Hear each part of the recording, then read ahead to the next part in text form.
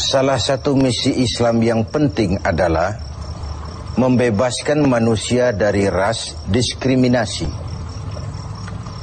mengikat manusia dengan ikatan akidah bahwa dari manapun orang datang, apapun warna kulitnya, dan dari suku apapun ia dilahirkan, kalau akidahnya sama, itulah saudara kita. Kita bertujuh orang ini mungkin ada yang dari Betawi, dari Jawa Tengah, dari Jawa Timur. Tapi di sini kita merasa kita adalah satu. Apa yang mengikat kita? Akidah. Ternyata ikatan akidah itu jauh lebih kuat daripada ikatan darah sekalipun. Islam membebaskan manusia dari ras diskriminasi. Dan Rasul mengajarkan, innallaha la yanzuru ila suwarikum wala ila amwalikum walakin yanzuru ila qulubikum wa a'malikum. Allah itu tidak melihat potonganmu, Allah tidak melihat hartamu, yang Allah lihat adalah hatimu dan amal perbuatanmu. Kemudian satu-satunya yang menyebabkan manusia lebih tinggi dari yang lain adalah ketakwaannya kepada Allah. Sehingga dalam Al-Quran dijelaskan, inna akramakum indallahi atqakum, yang paling mulia di antara kamu dalam pandangan Allah adalah yang paling bertakwa kepadanya. Nah, kita tahu binatang saja harganya nggak sama kan. Sapi itu yang paling mahal, yang badannya paling gemuk, karena harga sapi pada dagingnya. Tapi ada perkutut lebih mahal dari sapi, padahal perkutut dagingnya sedikit, benar. Kenapa bisa terjadi? Karena harga perkutut tidak pada dagingnya, tapi pada suaranya. Lalu di mana harga manusia? Yang paling gemuk boleh saingan sama sapi. Pada suaranya tentu tidak. Allah maha benar, inna akramakum indallah atqakum. Yang paling mulia di antara kamu dalam pandangan Allah adalah yang paling bertakwa kepadanya. Nah, tujuan disyariatkannya pelaksanaan ibadah puasa, tujuan kita semua diperintahkan melaksanakan ibadah puasa, pada penghujung ayat 183 Al-Baqarah jelas, la'allakum tattaqun, agar dengan puasa yang kamu kerjakan itu kamu menjadi orang yang bertakwa kepada Allah Subhanahu wa ta'ala. Jadi puasa yang benar harus mengantarkan pelaksananya mencapai maqam, mencapai tingkatan yang disebut ketakwaan itu tadi. Nah, ini pantai yang mau kita tuju dalam melaksanakan ibadah puasa. Jadi puasa berhasil apabila ia mengantar pelaksananya menjadi orang yang semakin bertakwa kepada Allah Subhanahu wa ta'ala. Dengan kata lain, sebenarnya Ramadan ini 1 bulan untuk menghadapi 11 bulan sesudahnya. 1 bulan untuk menghadapi 11 bulan sesudahnya. Di sanalah cerminan ketakwaan itu nanti akan nampak. Sebelum kita lanjutkan berbicara tentang takwa ini, barangkali di antara adik-adik kita yang hadir ada yang akan mengajukan pertanyaan di seputar ketakwaan ini. Dipersilakan. Ada? Ya, oke. Ya, silakan. Assalamualaikum warahmatullahi wabarakatuh. Assalamualaikum. Saya mau nanya ini Pak Kiai, kalau orang yang bertakwa itu apakah mengalami skeptis dalam menghadapi kehidupannya? Ya. Demikian. Apakah orang yang bertakwa itu lalu skeptis dalam menjalani kehidupan? Kira-kira gitu maksudnya. Iya. Saya ingin menyatakan bahwa lebih dahulu bahwa sekarang ini banyak orang menggunakan kalimat agama untuk maksud yang tidak sama dengan maksud agama. Lalu terjadi pergeseran nilai. Misalnya yang secara umum kita sudah salah kaprah. Orang meninggal biasanya dikatakan telah berpulang ke rahmatullah. Rahmatullah itu kan artinya rahmatnya Allah, kasih sayang Allah, dan itu artinya sorga. Nah, kira-kira kalau koruptor mati, apa ia pulang ke rahmatullah itu? Kita kan sudah menggunakan kamuflase, kalimat yang tidak sama dengan maksudnya itu. Demikian juga kalimat takwa ini. Kalau kita kembali kepada pengertian takwa yang didefinisikan para ulama, takwa itu adalah kemampuan, mengerahkan kemampuan maksimal untuk melaksanakan apa yang diperintah Allah dan menjauhi yang dilarangnya. Itulah takwa itu. Dengan demikian sekaligus jawaban bahwa orang yang takwa tidak skeptis. Tidak, kalau takwa itu ndelohom, nggak kerja, dagang berhenti, tidak cari nafkah, diam aja di rumah, nunggu keajaiban. Bukan itu takwa itu. Takwa juga tidak terkait dengan pakaian. Ini kan aksesoris pakaian ini. Apalagi sekarang aksesoris. Apa kalau saya pakai serban saya lebih takwa dari saudara? Belum tentu. Sekarang ini aksesoris juga sudah kacau. Rocker saja pakai gamis. Ini kan sudah kerancuan aksesoris. Jadi sama sekali itu tidak terkait. Dengan demikian orang yang takwa bukan orang yang skeptis. Dia malah harus orang yang optimis menghadapi kehidupan.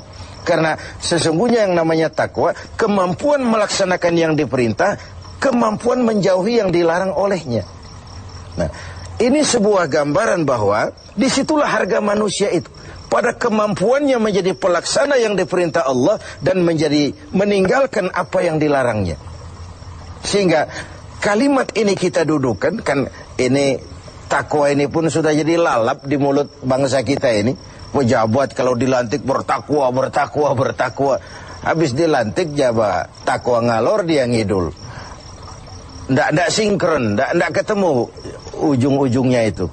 Nah, baik, saya kembali. Jadi jawabannya, orang yang bertakwa bukan orang yang skeptis, tapi orang yang malah rajin berusaha, giat bekerja karena dia tahu takwa itu kemampuan melaksanakan yang diperintah, kemampuan menjauhi yang dilarang. Nah, ini sudah cerminan dari usaha manusia.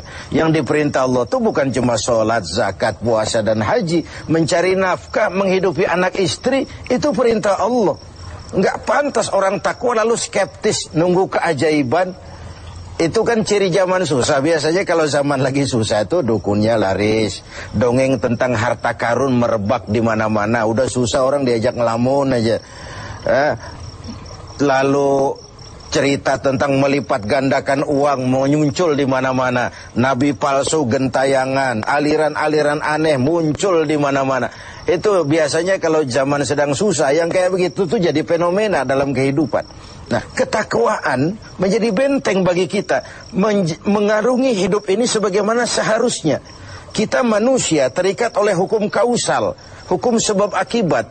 Kalau begini, ya begitu. Kalau haus, ya mesti minum. Kalau sakit, ya mesti ke dokter. Itu orang yang takwa. Bukan, sudahlah penyakit datang dari Allah, serahin kepada Allah, nanti sembuh sendiri. Enggak. Bahwa nanti sembuh sendiri Allah menghendaki itu soal lain. Tapi sebagai manusia yang bertakwa, kita tetap harus wajib berusaha. Tidak boleh ndelohom, menggelenggam ayam-ayam menunggu keajaiban. Tidak. Nah, ini pola dasarnya. Nah, baik. Sekarang saya kembali kepada takwa itu sendiri. Sudah saya jelaskan bahwa takwa melaksanakan yang diperintah, menjauhi semua yang dilarang. Nah, bagaimana puasa ini membentuk pribadi yang bertakwa? Kita pinjam huruf-huruf takwa itu ya. Ta, qaf, waw, dan ya. Huruf ta, kata Imam Qushairi, simbol daripada sifat tawadu. Orang yang bertakwa adalah orang yang rendah hati. Dia berusaha, ya. Dia bekerja maksimal, memang. Tapi dia sadar bahwa semampu yang dia lakukan adalah berusaha dan berusaha. Kepastian itu haknya Allah. Nah, ini bedanya kita dengan yang lain. Kepastian itu hak Allah. Yang kerja saja belum tentu dapat, apalagi yang nggak kerja. Kira-kira logikanya begitu. Sama dengan kalau orang bilang, lo sholat juga belum tentu masuk surga. Ada suka orang usil. Iya, yang sholat saja belum tentu masuk surga, apalagi yang nggak sholat. Kan begitu logikanya. Orang yang bertakwa itu dia terpacu. Nah, timbul sifat tawadu, rendah hati, dibentuk oleh pelaksanaan ibadah puasa ini. Kenapa? Puasa ini kan, ya Allah, baru sehari nggak terkena makan, nggak terkena minum, sudah begini lemah rasanya diri. Lalu apa yang mau disombongkan di hadapan Allah? Nah, timbul sikap rendah hati. Ini mentalitas takwa. Dia bekerja, dia berusaha, dia gunakan teknologi canggih, dia pakai manajemen yang paling modern, dia pakai tenaga yang profesional, tapi di balik itu dia sadar betul kepastian cuma hak Allah. Maka usahanya selalu diiringi dengan doa agar keberhasilan tidak membuat dia lupa diri, kegagalan tidak membuat dia putus asa. Inilah nikmatnya takwa itu. Keberhasilan tidak membuat lupa diri dan kegagalan tidak menjadikan dia putus asa. Selalu melihat hikmah di balik apapun yang dia hadapi itu. Rendah hati. Makanya di hadis qudsi dikatakan, aku cinta orang yang rendah hati, aku lebih cinta kepada orang kaya yang rendah hati. Aku benci orang miskin, tapi aku lebih benci orang miskin yang sombong. Aku benci orang sombong, aku lebih benci orang miskin yang sombong. Jadi kalau ada orang kaya rendah hati, wajar saja. Orang kaya nggak sombong kan pantas. Orang miskin nggak sombong, pantas saja. Emang nggak ada yang mau disombongin. Tapi kalau orang kaya segalanya punya, dia rendah hati, itu yang Allah lebih cinta. Nah, takwa menanamkan itu, sikap rendah hati. Lalu huruf yang kedua, huruf qaf, simbol dari sifat qanaah. Ini sifat orang takwa, merasa cukup dengan apa yang diberikan Allah. Tengoklah, puasa ini kan mendidik. Saat menjelang buka, kayaknya semua isi meja mau kita pindahin ke perut kita. Kalau boleh jangan orang lain, jangan kebagian. Padahal apa sih daya tampung perut kita itu? Seteguk air, sepiring nasi, sepotong kue, kenyang sudah. Ini menyelamatkan manusia dari sifat tamak, rakus, serakah. Kan ini yang menyebabkan terhalangnya pemerataan dalam upaya pembangunan di negara kita ini. Sehingga gunung ditimbun, sumur digali, yang kaya makin hebat, yang miskin makin terpuruk, akibat pola keserakahan itu tadi. Nah, dengan demikian, dua dari sifat takwa ini kita bicarakan, insya Allah yang sisanya kita lanjutkan pada kesempatan.